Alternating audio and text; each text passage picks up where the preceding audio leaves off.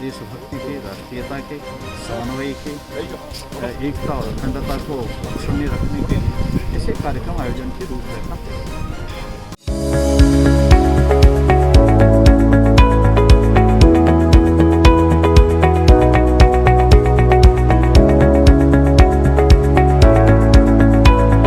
नाम राकेश कुमार भट्ट है और मेरा राजस्थान JN सिविल डिपार्टमेंट में सिलेक्शन हुआ है और मैं आर्यभट्ट कॉलेज ऑफ इंजीनियरिंग का स्टूडेंट रहा हूँ और मैं इसके मेरी कामयाबी के पीछे आर्यभट्ट कॉलेज का योगदान रहा है। प्रिंसिपल सर और डायरेक्टर सर, इन सबका मैं मेरे तहे दिल से धन्यवाद देना चाहता हूँ।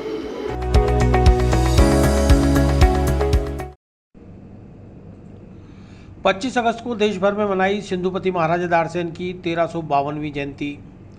महाराजा दारसेन की प्रतिमा पर श्रद्धासुमन अर्पित करने के साथ सिंध के मानचित्र पर बांधा राष्ट्र रक्षा सूत्र। बुधवार 25 अगस्त को सिंधुपति महाराजा दारसेन की 1352वीं जयंती के अवसर पर हरिभाव उपाध्याय नगर पुष्कर रोड स्थित सिंधुपति महाराजा दारसेन स्मारक पर सुबह 9 बजे से हिंगलाज माता का पूजन, महाराजा दारसेन की प्रतिमा पर श्रद्धासुमन अर्पित करने के साथ सिंध के मानचित्र पर राष्ट्र रक्षा सूत्र बांधा गया। इस मौके पर पूर्व सांसद ओकार सिंह लखावत, उप महापौर नीरज जैन, समिति के कमल प्रकाश कृष्णानी, तुलसी सोनी, भारतीय सिंधु सभा के राष्ट्रीय मंत्री महेंद्र कुमार तीर्थानी सहित कई लोगों ने दारसेन का यह बलिदान याद करेगा हिंदुस्तान और अखंड भारत बनाकर रहेंगे, दारसेन जिंदाबाद जैसे नारों से पूरे स्मारक को गुंजायमान कर दिया। पूर्व सांसद ओकार सिंह लखावत ने कहा कि महाराजा दारसेन के रजत जयंती वर्ष के अवसर पर पूरे वर्ष 12 माह अलग अलग देशभक्ति, राष्ट्रीयता, समन्वय, एकता व अखंडता को अक्षुण्ण रखने के लिए कई कार्यक्रम आयोजित किए जाएंगे। आज महाराजा दारसेन जी के यहाँ एक स्मारक पर कार्यक्रम का आयोजन हुआ है। हम सब ने एक राष्ट्र रक्षा का संकल्प लिया है।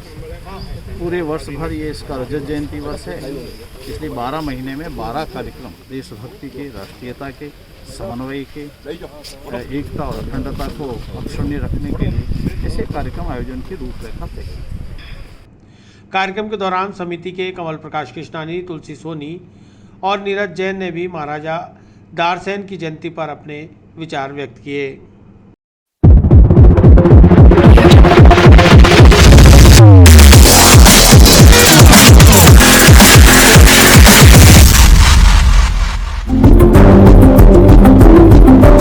का 1352वीं जयंती है। निश्चित रूप से जयंती के इस अवसर पर जो मुख्य विषय रहता है वो ये कि नई पीढ़ी को ये हम जानकारी देने का प्रयास करते हैं और जानकारी उनको देते हैं कि ऐसे महापुरुष जिन्होंने अपने जीवन के अंदर स्वयं ही नहीं, अपने पूरे परिवार को जिसने बलिदान कर दिया, उन्होंने अपनी पत्नी का जौहर हुआ, दोनों पत्नियों का निश्चित रूप से उनको समर्पण करना पड़ा। ये निश्चित रूप से एक इतिहास में एक ऐसा विषय है जिसके बारे में आदमी सोच नहीं सकता है। 1300 साल पहले भी जिस तरीके से देश की सीमाएं असुरक्षित थी, आज के परिप्रेक्ष्य में भी 1300 साल के अंदर हमारी सीमाएं असुरक्षित हैं। ये जो हमारे देश की तरफ जो निगाह उठाकर देख रहे हैं, जो हमारे पड़ोसी देश, निश्चित रूप से उनको मुंह तोड़ जवाब देने के लिए, सैनिकों का मनोबल बढ़ाने के लिए हम सभी यहाँ के देशवासी उनके साथ। आज क्या करें? आज महाराजा दाहिर सिंह के जयंती के उपलक्ष्य में महाराजा दाहिर सिंह स्मारक पर पहले हिंगलाज माता की पूजा अर्चना की गई और उसके बाद में महाराजा दाहिर सिंह के फूल अर्चना चढ़ाई गई और उसके बाद सिंध का एक जो नक्शा यहाँ पर लगाया गया है, वहाँ पर सुरक्षा सूत्र बांधे गए।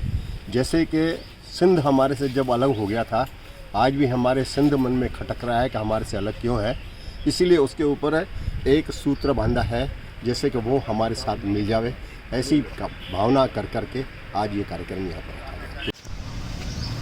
आज राजा दाहिर जो कि एक हिंदू सम्राट थे जिन्होंने लंबे समय सिंध में शासन किया, इस देश में शासन किया, उनका आज 1352वीं जयंती मनाई जा रही है। उन्होंने जो आक्रांता थे उनसे बहुत लड़ाई लड़ी और शहीद हुए। उनकी पुत्रियों ने भी उसके बाद में अपनी शहादत दी, अपने देश के लिए, धर्म के लिए, अपनी जनता के लिए, उनको बचाने के लिए। तो मैं आज उनके 1352वीं जयंती पर उनको शत शत नमन करता हूँ और वो इसी प्रकार एक प्रेरणा स्रोत के रूप में हमारे देश में बने रहें, ये ऐसी कामना करता हूँ। हमारी भावी पीढ़ी है वो उनसे, उनके बच्चियों से ये शिक्षा ले कि देश और धर्म से बड़ा कुछ नहीं होता, जिन्होंने अपना क्या कहते हैं राज्य भी त्याग किया, अपना साम्राज्य भी त्याग किया, अपना सर्वस्व भी समर्पण किया और घुटने नहीं टेके आक्रांताओं के सामने।